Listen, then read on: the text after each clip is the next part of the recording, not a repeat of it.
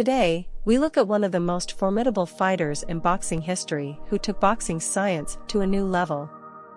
How good was the Fighting Marine, Gene Tunney? James Joseph Tunney was born on May 25, 1897, in New York City, New York. Tunney stood 6 feet and had a 76-inch reach. He had an aggregate weight of 177 pounds for his career. Tunney's career spanned from 1915 to 1928. He had 65 wins, 1 loss, and 1 draw. 48 of his wins were by knockout. He also had 1 no contest and 19 no-decision bouts. His win percentage was 95 and his knockout percentage was 71. Tunney is one of boxing's greatest tacticians. Tunney took the science of boxing to new heights by incorporating a nuanced study of opponents, even through film. Tunney, a Marine, took a militaristic approach to engage in the sport. Tunney brought his jab from a low angle as it proved to be his most effective weapon and allowed him to control distance. His unconventional style was a significant asset for his success. Tunney's first significant fight partner was Hall of Famer Leo Florian Hawk on November 25, 1920. Hawk came into the fight with nearly 200 matches and was a battle-tested veteran with numerous fights against Hall of Famers, having started his career at flyweight. Tunney won the 6-round contest with Hawk and the two rematched a month later on December 7. Both fighters saw the canvas during this fight, but Tunney walked away with the 10-round decision. On January 13, 1922, Tunney would step into the ring with another well-seasoned fighting veteran, battling Levinsky, for Levinsky's American light heavyweight title. Levinsky entered the contest on his 246th career matchup. From the start, Tunney was all over Levinsky, who was having trouble keeping pace with the crafty Tunney. Tunney threw punches in bunches, working the midsection to land clean power shots to the jaw of Levinsky. Tunney won a clear 12-round decision. On April 4, 1922, Tunney would step into the ring with a man with claim to being the greatest fighter of all time, Hall of Fame middleweight the Pittsburgh Windmill Harry Greb. Greb was regarded as an unconventional fighter with an insane motor. In the fight, Greb started early and was all over Tunney, hitting him with shots from all angles. Greb's pace picked up as the fight went on, and he controlled all phases of the fight, busting up Tunney's face to the point of it being a bloody mess. Greb won a unanimous 15-round decision, handing Tunney the first and only loss of his career. On September 4, 1922, Tunney stepped into the ring with another Hall of Famer from Pennsylvania in the Philly Phantom Tommy Loughran, an all-time great light heavyweight. Before the fight settled, Tunney started fast and dropped Loughran in the first round. Tunney remained in control for most of the 8-round contest and won a decision. A hotly contested return bout between Tunney and Greb took place on February 23, 1923.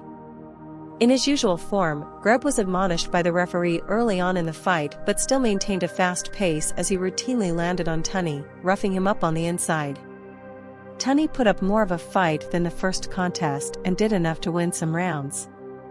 At the end of the 15-round contest and to the dismay of many in attendance, Tunney won a unanimous decision to even the series. After a points win over Jimmy Delaney in May of 1923, on December 10, Tunney and Greb faced off in a trilogy. The fight started at a similar rate to the previous two, but this time, Tunney took the lead and gained complete control through his bodywork in the middle rounds. Tunney would win a clear decision at the end of this 15-round contest. On July 4, 1924, Tunney would face former world light heavyweight champion and big puncher the Orchid Man Georges Carpentier in front of 30,000 at the Polo Grounds in New York. Tunney put on an all-time great display as he outboxed Carpentier through all phases of the fight, hurting him on multiple occasions. The referee stepped in to call the fight in the 15th round, handing Tunney a definitive victory. Tunney and Greb would have a 4th meeting on September 17, 1924. Greb would rebound from the previous fight and fought evenly for this matchup, having many great moments. Tunney used his size and skill to match Greb technically, keeping pace throughout the fight. While many observers felt that Greb ultimately gained the edge, the fight would be ruled a draw. On December 8, 1924, Tunney would meet another all-time great middleweight in the Bayonne Globetrotter, Jeff Smith. This would be another great Tunney boxing display as he outpointed Smith behind a steady jab, winning nearly all rounds of the fight and cruised to a unanimous decision victory. Gene Tunney and Harry Greb faced off for the fifth and final time on March 27, 1925, in Minnesota. This would be Tunney's most definitive victory over Greb, who was likely completely blind in one eye at the time. Greb, who later acknowledged a re-aggravated rib injury slowed him, was not the usually offensive, quick-paced fighter. Tunney outpaced and outpunched Greb, winning a thorough and uncontested decision.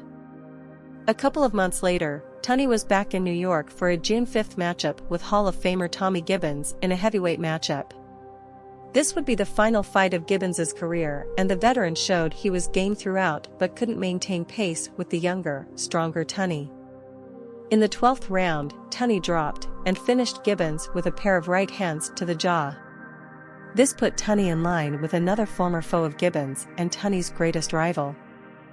After a November 1925 points victory over heavyweight contender Johnny Risco, the stage would be set for Tunney to take on world heavyweight champion, the Manasseh Mauler Jack Dempsey.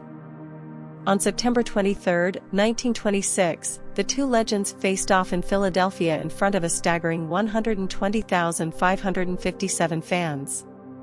This would be Tunney's most defining victory as he dominated Dempsey, who was returning from a 3-year absence from the ring. Tunney used his superior boxing IQ to nullify Dempsey's offensive pursuit as he cruised to a unanimous 10-round decision. Gene Tunney was now the undisputed heavyweight champion of the world. This set the stage for an even more anticipated rematch in Chicago between the two fighters on September 22, 1927. This fight would bring in a record $2 million gate and forever cement both fighters' legacy. Tunney would again start in impressive form, nullifying Dempsey's offensive prowess and preventing the former champion from planting his feet for his power punches. It seemed that Tunney would cruise to another unanimous decision, but in round 7, Dempsey used a leaping left hook to set up a combination that stunned and dropped Tunney near the ropes. As a part of contractual negotiations, a rule was implemented requiring the two fighters to retreat to a neutral corner in the event of a knockdown.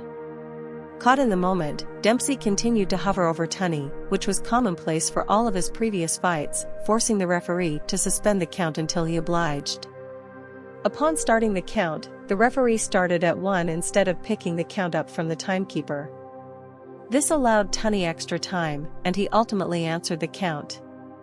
Tunney was able to stay away from Dempsey's big punches for the remainder of the fight and again won a unanimous decision to retain his title. The fight has now forever been dubbed the Long Count. Tunney would fight once more on July 26, 1928, stopping Tom Heaney in 11 rounds before retiring a few days later and becoming the second man to retire as world heavyweight champion, as did James J. Jeffries some 20 years prior. Tunney left behind a model that would shape the future of heavyweight champions who used intellect over brawn to dominate the ranks. Tunney faced 8 Hall of Famers. His most notable fights were against Leo Florian Hawk, Battling Levinsky, Harry Greb, Tommy Loughran, Georges Carpentier, Jeff Smith, Tommy Gibbons, and Jack Dempsey. Gene Tunney died on November 7, 1978, at 81. Tunney left a legacy as one of the most innovative and skilled boxers to ever step foot in a boxing ring. His work laid the foundation for some of boxing's greatest champions and has stood the test of time. The story of boxing cannot be told without the creative exploits of one Gene Tunney. Tunney was inducted into the International Boxing Hall of Fame in 1990.